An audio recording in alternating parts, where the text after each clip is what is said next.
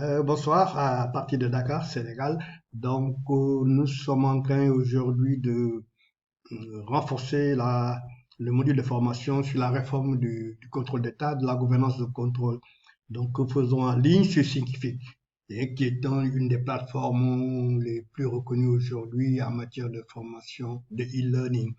Évidemment, ce module sur la gouvernance de contrôle, sur la réforme du contrôle d'État, et concernant des entités de contrôle comme les inspections générales assimilées, a commencé donc depuis une semaine et de plus en plus de nombreuses vidéos sont en train d'être mises en ligne. Et c'est dans ce cadre que, après les vidéos sur l'introduction, l'histoire des inspections qui sont déjà mises sur la plateforme, nous allons commencer à bien cerner les problèmes en prenant en compte une dimension importante qui est un peu le début de tout. Et si cela n'existe pas, la gouvernance de contrôle sera peut-être inefficace. Et ce que nous appelons l'environnement de contrôle, il y a plusieurs aspects. Aujourd'hui, un des aspects que nous allons mettre en livre, c'est sur le whistleblowing. Et donc, certains l'appellent lanceur d'alerte dans le monde européen, francophone, etc. Euh, nous avons profité également de cette nécessité de voir cette dimension de l'environnement de contrôle et ses multiples aspects, tonnes azotope, les tétratés là, dont j'ai déjà parlé dans certaines vidéos, et donc les hotlines, et le contrôle interne, voilà des préalables nécessaires à la performance d'une gouvernance de contrôle. Et aujourd'hui, un de ces aspects, c'est un peu la capacité des employés ou des citoyens à reporter. C'est pourquoi le thème que nous allons étudier aujourd'hui a créé au whistleblowing, que certains traduisent par lanceur d'alerte, mais je crois que dans le système américain, c'est beaucoup plus que ça, nous verrons pourquoi. Et nous avons également, dans ce cadre, voulu donner des exemples concrets. Et nous avons exploité un rapport public aux États-Unis qui est fait par des inspections générales et qui est ce qu'on appelle là-bas le comité des présidentiels. Bon, aujourd'hui, je crois qu'ils ont enlevé le thème présidentiel pour l'éthique et l'intégrité. Et le Conseil des inspections générales d'État pour l'éthique et l'intégrité a fait une synthèse de plusieurs rapports portant sur l'efficacité du whistleblowing. Et le titre du rapport est éloquent. Et le titre du rapport signale que le whistleblowing marche comme il faut, marche bien aux États-Unis. Et ce rapport nous montre comment les inspecteurs généraux s'occupent de cette question et que font-ils également pour avoir des résultats et notamment pour protéger les whistleblowers, donc les lanceurs d'alerte. Voilà un peu nous avons profité de la publicité de ces rapports pour étudier cette question en profondeur sur plusieurs aspects.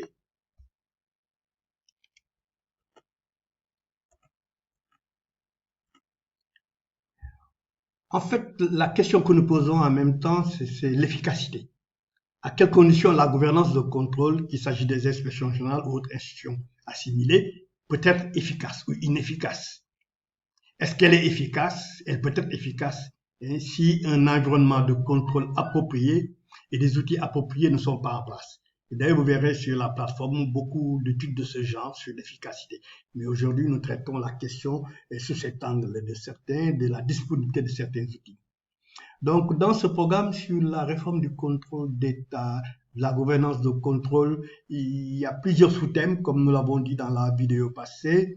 Mais en fait, nous voulons commencer par le début. Et si un certain environnement de management public qu'on avait appelé l'auditabilité, l'évaluabilité, n'existe pas, la prédictibilité, effectivement, il y a un problème. Mais en plus, si un environnement de contrôle n'est pas en place, effectivement adéquat, conforme aux normes et aux bonnes pratiques internationales, on pourrait douter de l'utilité du contrôle. Donc, d'ailleurs, sur l'environnement de contrôle, vous aurez plusieurs vidéos, trois au moins, et par exemple, une vidéo partagée élaborée à partir du modèle COSO.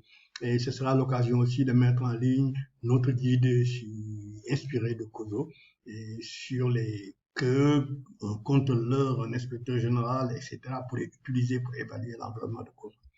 Donc, il faut des outils comme le whistleblowing, les hotlines, des législations appropriées. Tout cela est, est abordé dans cette partie du module et qui démarre avec cette vidéo. Et il faut des réglementations spécialisées dans ces domaines.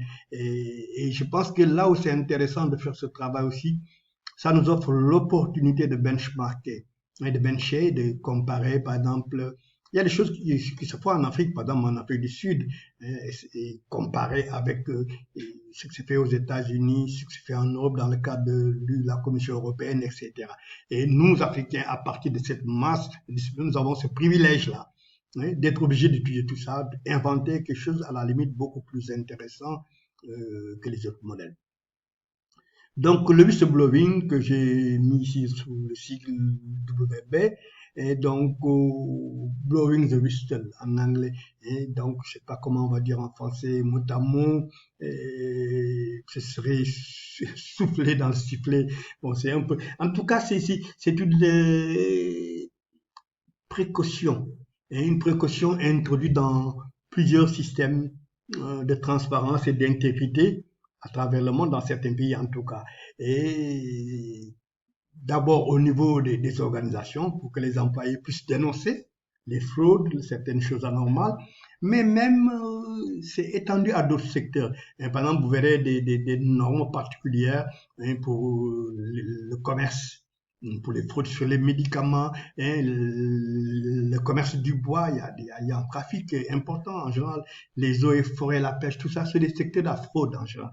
Et non seulement dans plusieurs pays maintenant, on ne se contente pas seulement d'avoir une législation nationale générale sur les fraudes en général, mais également on essaie d'avoir des approches très sectorielles de cette fraude. Et là, c'est intéressant pour des pays comme les nôtres. Donc pour le moment, la plupart des richesses, c'est une richesse matérielle et donc, disons, des ressources naturelles. Et certainement, il y a beaucoup de fraudes quand vous lisez la législation ces temps-ci pour le Sénégal, avec le commerce du bois, avec les pays voisins, etc. Et donc, vous voyez, nous avons ici une masse d'opportunités sur le plan technique, sur le plan des législations, etc., et que nous abordons. Effectivement, je vous ai mis un lien de rappel là, en vert ici, qui vous permet de retrouver la vidéo qui décrit le modèle originel. Donc, qui décrit plutôt la formation en général, qui est dispensée en ligne, donc aussi scientifique que par l'École internationale des affaires et ses partenaires. Parce qu'il y a maintenant les exécutifs programmes que nous tentons de développer. Et nous pensons que c'est très important pour des pays comme les nôtres.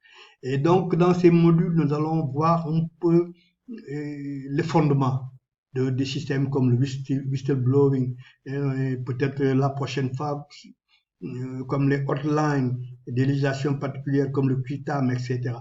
Et effectivement, le fondement aujourd'hui, quelque part, c'est dans les bonnes pratiques internationales. Il y a des pays qui l'ont expérimenté, qui ont mis en place des législations et comme le dit le titre du rapport qu'on a vu au départ, ça semble marcher. Et pourquoi pas, si ça marche, pourquoi pas ne l'adapter avec les ajustements nécessaires. Donc, il y a une variété de possibilités dans ce domaine.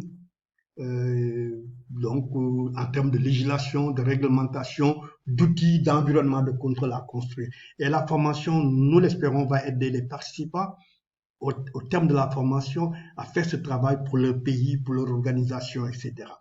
Et donc, nous sommes au cœur de l'efficacité de la gouvernance de contrôle, nous sommes au cœur du concret parce que nous voulons vous proposer des outils qui vont permettre au contrôle de rendre des résultats beaucoup plus probants.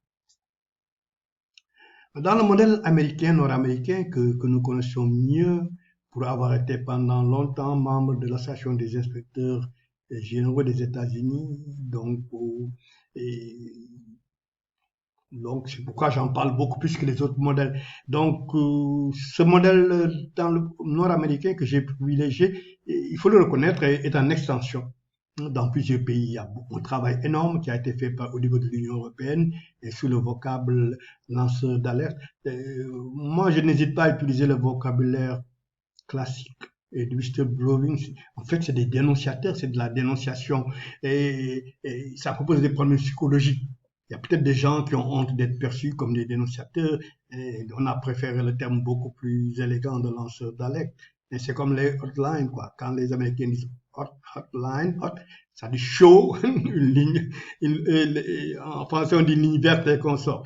Et donc voilà, c'est un processus, nous le verrons, le whistleblowing, c'est un processus par lequel les employés disposent d'un environnement qui les autorise à signaler des conduites inappropriées, réelles ou soupçonnées. Et nous voyons donc ça, c'est le principe général. Mais le principe général a été étendu à d'autres secteurs, comme je l'ai dit, les bois, la pêche, tout ça, et même aux citoyens. Et avec le QUITAM que nous verrons peut-être dans une vidéo, et nous verrons effectivement que on peut permettre à des employés, des citoyens, donc de défendre les ressources publiques et peut-être parfois même d'être récompensés. C'est des choses que nous allons voir un peu plus tard. J'ai donné tout à l'heure la définition comme un processus. Dans le site du gouvernement sud-africain, sur la partie qui concerne la corruption et la fraude, là, il définit que le whistleblower comme à la limite n'importe qui. En fait, n'importe qui est un whistleblower, un lanceur d'alerte, lorsque c'est une personne, lorsqu'elle ou qu'il soupçonne, qu'il est témoin, qu'il a observé un comportement ou des actions qu'il considère comme illégaux, des comportements, des actions, au contraire aux lois de la gestion financière du pays, et s'il soupçonne qu'il y a des violations de la loi. Donc, il le dénonce. Et donc, il faut d'abord accepter le principe. Il faut que ce principe soit une option politique, par exemple, une option pour la transparence, pour l'intégrité et l'éthique commune. Et c'est peut-être, comme nous le verrons, dans les rapports qui ont été produits, ça s'est révélé vraiment efficace parfois, et disons même souvent.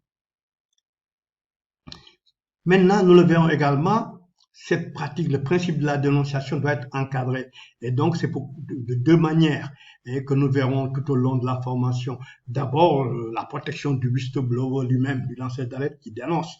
Et ensuite, le tri des informations, la sauvegarde de l'anonymat, de la confidentialité. Donc, tout ça est à inscrire dans ce dispositif qu'il convient de construire. Effectivement, je l'ai déjà dit, il peut y avoir des aspects psychologiques, sociaux, la dénonciation étant perçue comme de la trahison, des choses comme ça. Donc, cette formation est intéressante. Ce module qui vient renforcer le module général sur le contrôle, cette partie apporte une nouvelle valeur ajoutée, qui est la prise de conscience. C'est des systèmes, comme nous le verrons, qui ne reposent pas simplement sur le contrôle, qui repose sur la formation, etc. Et ça peut aider à prendre conscience aux citoyens, aux employés, que c'est leur intérêt de lutter contre les fraudes, les abus, les gaspillages et la corruption. Ça peut être l'occasion aussi de faire prendre conscience que ces fléaux portent atteinte à la croissance, à la prospérité des organisations, de l'État, des entreprises, donc à tout ce qui est création d'emplois, revenus, égalité des citoyens, transformation. On pourrait démultiplier, développer le thème sous cet angle-là. Et donc, en fait, au terme de cette formation-ci, nous pensons que des personnes qui sont sur ce terrain, comme les contrôleurs, les inspecteurs généraux, les policiers, les lanceurs d'alerte, etc., nous allons contribuer à renforcer leurs capacités dans ce domaine de la dénonciation et des alertes, et quels sont les processus qui, quand, comment on le fait, quels sont les acteurs, les alliés, comment on crie les informations pour ne pas finalement prendre n'importe quelle information, s'engager dans la bataille. Des choses comme ça que l'on voit. Et on verra même dans un module particulier comment cela a été intégré dans des audits assez particuliers, comme l'audit GRC, gouvernance, donc risque et compliance et contrôle. Et donc nous verrons ce système particulier.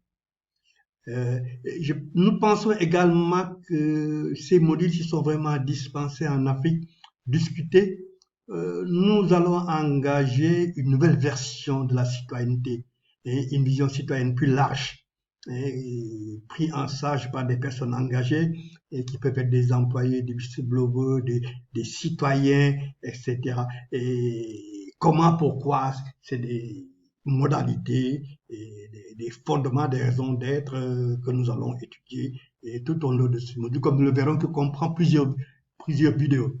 Cette vidéo, c'est l'introduction, elle est publique, les autres sont dans la plateforme de formation. Il est important aussi, je crois, le module parce que s'il est bien fait, hein, les participants vont avoir plusieurs vidéos à regarder, mais aussi beaucoup de lectures qu'on leur transmet gratuitement en complément et aux besoins des quiz, etc. Et donc, ça leur permettra de comprendre ce qu'est la dénonciation au sens du whistleblowing, et quand, comment on signale les fautes, etc. Et si on rentre dans un système de QUITAM où l'on peut se porter partie civile ou quelque chose comme ça, quels sont les risques, quelles sont les erreurs à ne pas faire, etc. Et je pense que c'est un module qui est porteur de réformes profondes. Et surtout pour les pays africains francophones où ces choses-là n'existent pratiquement pas, ou en tout cas ne sont pas aussi bien élaborées comme proposés par l'Union européenne ou comme les modèles qui existent en Amérique du Nord. Donc c'est le module porteur en termes de réforme et pour des gens qui veulent tourner la page et donc qui veulent déconstruire tout un système qui existe aujourd'hui et qui certainement n'est pas en faveur de bien lutter contre les fraudes, les abus, les gaspillages et la transformation économique, sociale, culturelle, etc. Vous aurez plusieurs vidéos. Une des vidéos va parler de l'importance et de l'impact du whistleblowing en termes de contenu, de portée, de modalité. Bon, nous avons privilégié le modèle américain, mais nous sommes également ouverts à deux autres modèles avec plusieurs lectures qui vont se trouver sur la plateforme, notamment le modèle sud-africain et puis donc le modèle créé dans le cadre de l'Union européenne. Et nous parlerons d'une variété de cas. Nous avons pris dans ce module d'une variété de cas pratiques. 13 cas pratiques seront étudiés dans les vidéos qui viendront après. Et ces cas pratiques sont tirés donc du rapport qui a été fait par le Conseil de l'intégrité de l'efficience, le Conseil des inspecteurs généraux sur l'efficience et l'intégrité aux États-Unis. 13 cas pratiques qui figurent dans le rapport de synthèse qu'ils ont rendu public à partir des différents rapports faits aux États-Unis par les inspecteurs généraux. Et ça vous permettra de comprendre comment ces choses-là sont intéressantes et comment cela sert l'intérêt pas seulement de l'État en tant que personne morale, mais des individus, de celui qui va à l'aéroport, qui prend l'avion. Il y a vraiment une variété de cas pratiques que je vous montrerai rapidement déjà, mais en réalité que vous allez étudier et plus en profondeur dans la deuxième et troisième vidéo, etc. Et donc, dans la vidéo 3, nous verrons des cas pratiques qui vont démontrer que les whistleblowers et les inspecteurs généraux dans ce modèle forment une équipe. Dans le modèle américain, ils forment une équipe et effectivement, l'inspecteur général a le devoir de les protéger. Et nous verrons comment cette protection des whistleblowers, des lanceurs d'alerte, est faite aux États-Unis dans ce fameux rapport public qui n'est pas très long. Hein. Je crois que c'est un rapport d'une douzaine de pages ou quelque chose comme ça. Et cas par cas, c'est vraiment passionnant. Et on verra comment les inspecteurs généraux font leur travail, font leurs enquêtes, hein, parce qu'aux États-Unis, les whistleblowers sont protégés contre les représailles. Hein, et comment l'inspecteur général peut faire ce travail-là. Et même quand on sera vraiment dans le cadre de l'audit interne et qu'on verra les audits particuliers de GRC, on verra comment également certaines précautions peuvent être prises par l'auditeur qui fait en fait en général un pré-audit, hein, parce qu'après c'est quelqu'un d'autre peut-être qui s'en occupe. Et donc, une vidéo 3 donc, sera dans la même lancée, et donc la protection des lanceurs d'alerte contre les représailles illégales. Et enfin, une dernière vidéo concernera un peu le travail que l'inspecteur général, dans les pays ou le contrôleur général, ou ça dépend des pays également, et les efforts qu'il doit faire pour éduquer, pour former ses collaborateurs, les whistleblowing, la société à cet important donc, je ne sais pas si on va l'appeler institution. En tout cas, c'est un important mécanisme. Disons mécanisme. Évidemment, le module contient beaucoup d'analyses comparées, Union européenne, etc. Et pour nous, c'est une opportunité de benchmarking. On renverra plutôt également vers des liens sur les différents blogs et sites que nous gérons et où vous trouverez des articles sur ce thème-là. Donc, cette vidéo n'a que pour objectif d'introduire vraiment un peu le module donc sur le whistleblowing, qui comporte 5 séances au total. Et il est profondément en rapport avec d'autres thèmes qui vont faire l'objet d'autres modules dans cette formation, comme les hotlines, comme les QTAM, False Claim Act, c'est-à-dire la capacité de dénoncer, mais attention aux fausses dénonciations. Il est en rapport également avec d'autres types d'activités, comme l'audit GRC, G comme gouvernance, R comme risque, C comme conformité. Et donc, voilà, il y a des mécanismes, il y a des grands chercheurs, cabinets qui ont développé des processus particuliers. Ça signifie que nous aussi, nous avons le devoir, le pouvoir de construire des mécanismes particuliers, sauf que peut-être nous devons bien connaître les bonnes pratiques internationales, les normes pour faire ce genre de travail. S'ouvrir, comme disait le président Serron, je le dis depuis le début sur toutes mes vidéos, et s'ouvrir aux apports fécondants de l'extérieur, tout en restant nous-mêmes. Et ce module également est très intéressant pour les enquêtes, les enquêteurs. Hein, comment on fait ce genre d'enquête, comment on trie les informations, est-ce qu'on peut tirer les conclusions n'importe comment, n'importe quand, etc. Il peut être intéressant aussi comme levier de lutte contre la corruption, la fraude à une grande échelle, avec des mécanismes comme le QTAM. Bon, QTAM, ça vient du latin, mais disons que c'est un mécanisme où les citoyens ou les employés peuvent dénoncer et au besoin se porter partie civile s'ils peuvent démontrer cela et aller en justice. Et il y a même des mécanismes de ce genre où, quand l'État est convaincu que le dénonciateur a raison, il a apporté des éléments, l'État peut également venir se porter partie civile avec les dénonciateurs à ces risques et périls. Et comme je l'ai dit également, c'est un mécanisme qui peut être très intéressant pour la protection des ressources naturelles dans le secteur de la pêche, de l'environnement, du trafic de bois, des médicaments, la fraude commerciale et tout ça. Donc, vous voyez, c'est une législation qu'on peut adopter. Disons, je dirais plutôt adapter. Parce que c'est des législations qui existent déjà, ils sont en ligne, et si vous êtes membre de certains réseaux, vous verrez que ces réseaux ont développé même des choses parfois très sophistiquées, etc. Donc, c'est une approche qui est là, c'est un travail à faire. Donc, on doit avoir des entités dont la réflexion stratégique est puissante pour nous proposer tout cela et qu'on voit comment l'approprier et donc à notre environnement, à nos mécanismes de contrôle, comment on va réformer le contrôle d'État avec ça. Donc, évidemment, voilà un peu l'introduction. Je voulais simplement rapidement, avant de revenir à la conclusion, vous montrer par exemple que c'est vraiment intéressant. Voilà un exemple par exemple d'enquête d'une inspection générale et donc résumé dans ce fameux rapport là. Et donc que le whistleblowing marche vraiment. Pour les inspecteurs généraux. Et vous avez donc ce grand site-là qui s'appelle oversight.gov, qui est accessible au public. Vous avez tous les rapports des inspecteurs généraux des États-Unis qui sont là-dessus que vous pouvez télécharger. Vous pouvez télécharger ces rapports et effectivement étudier. Tout ce qu'on vous dit est résumé dans des documents pareils. Et les inspecteurs généraux et ce qu'ils appellent le conseil des inspecteurs généraux sur l'intégrité et l'efficacité ont fait un travail extraordinaire donc qui est à la disposition du public. Donc le module est intéressant et donc il est d'autant plus intéressant que cela permet à un pays quand même de veiller sur sa richesse nationale. Si vous prenez le cas des États-Unis, mais c'est incroyable.